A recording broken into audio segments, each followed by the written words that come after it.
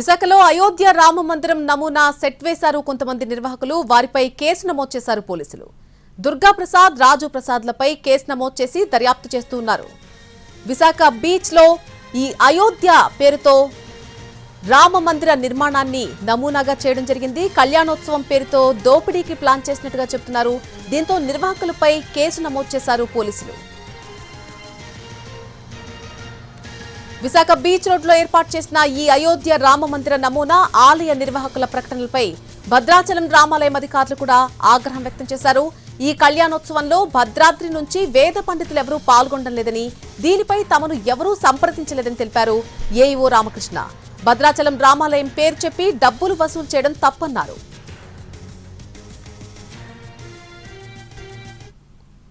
Beach road లో Ayodhya replica temple నందు శ్రీ సీతారామచంద్ర స్వామి వారి కళ్యాణం భద్రాచలం నుంచి ఆస్థాన పండితులు వస్తున్నారని తెలియజేయచ్చు.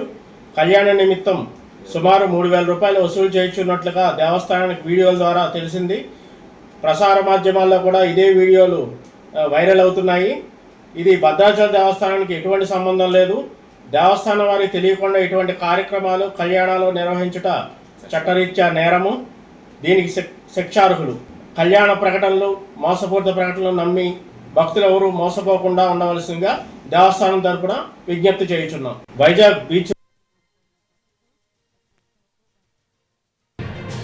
అయోధ్య రామ మందిరం నమూనా సెట్ నిర్వాహకులను అరెస్ట్ చేశారు పోలీసులు. సెట్ నిర్వాహకులపై కేసు నమోదు చేశారు. నిర్వాహకులు దుర్గా ప్రసాద్, రాజు ప్రసాద్లను అరెస్ట్ చేశారు. బీచ్ రోడ్ లో పార్క్ హోటల్ పక్కనే ఉన్నటువంటి ఖాళీ స్థలంలో మే నెలాఖరులో అయోధ్య రామాలయం సెట్ వేశారు నిర్వాహకులు. మొదట 2 నెలలే ఉంటుందని ప్రకటించారు. దీంతో భక్తులు భారీగా తరలి వస్తున్నారు. అయితే నమూనా ఆలయంలోకి వెళ్లాలంటే 50 రూపాయల టికెట్ తీసుకోవాల్సిందే. చెప్పులు పెట్టుకోవడానికి ఇంకొక 5 రూపాయలు అదనంగా చెల్లించాలి. ఇక లోపలికి వెళ్లాక రాముణ్ణి కళ్లారా చూసి నమస్కారం చేసుకునే లోపు అక్కడుండే సిబ్బంది బయటికి లాగేస్తారు. పగటిపూట జనాలు లేకపోయినా సరే పెద్దగా కేకలు వేస్తూ నానా హంగామా చేస్తున్నారు. భక్తులు ఎక్కువగా వచ్చేటువంటి సాయంత్రం వేళ బౌన్సర్లను కూడా పెడుతున్నారు. పైగా శని, ఆదివారాల్లో రద్దీ ఎక్కువగా ఉంటుంది. ఇక ఒకవైపు దర్శనాలు, మరొక వైపు చెప్పులకంటూ భక్తుల నుంచి దోపిడీ చేస్తూనే కళ్యాణం పేరుతో కమర్షియల్ యాక్టివిటీ మొదలుపెట్టారు నిర్వాహకులు. భద్రాచలం అర్చకులతో కళ్యాణ మహోత్సవం నిర్వహిస్తామని భక్తులను బురిడీ కొట్టించారు.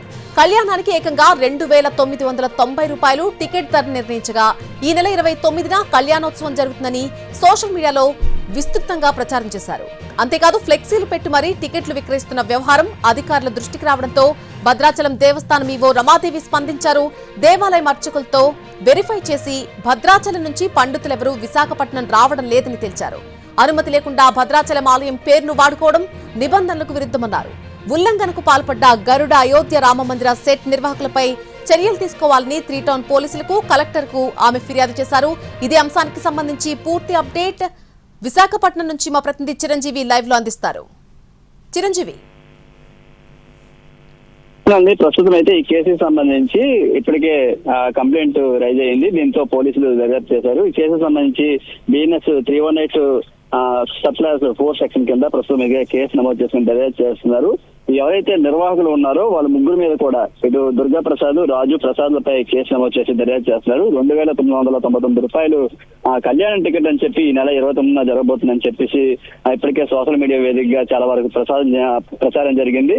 అయితే ఈ వ్యవహారం అంతా కూడా భద్రాచలం ఆలయం సంబంధించి అధికారుల వరకు చేయడంతో ఈవో స్వయంగా నిన్న 3 టౌన్ పోలీసులకు చేరుకొని అక్కడ ఇలా మా పర్మిషన్ లేకుండా ఇదంతా కూడా జరుగుతుంది, అసలు ఎటువంటి సమాచారం లేదు, ఇక నుంచి ఎటువంటి వేద పండితులు కూడా ఇక్కడికి విశాఖకి వచ్చి కళ్యాణం జరిపించట్లేదని చెప్పేసి వివరణ ఇవ్వడం జరిగింది. ఈ నేపథ్యంలోనే ఇదంతా కూడా ఫ్రాడ్ గా జరుగుతుంది, మాకు ఎటువంటి సమాచారం లేకుండా జరుగుతుంది కాబట్టి దీని మీద చర్యలు తీసుకోవాలని చెప్పి అటు దేవస్థానం శాఖ అధికారులు కూడా కంప్లైంట్ ఇవ్వడం జరిగింది. ఈ నేపథ్యంలోనే ప్రస్తుతం అయితే ఈ ఘటన మీద 3 టౌన్ పోలీసులు కేసు నమోదు చేసుకుని దర్యాప్తు చేస్తున్నారు. మళ్ళీ right, thank you for the update Chiranjeevi.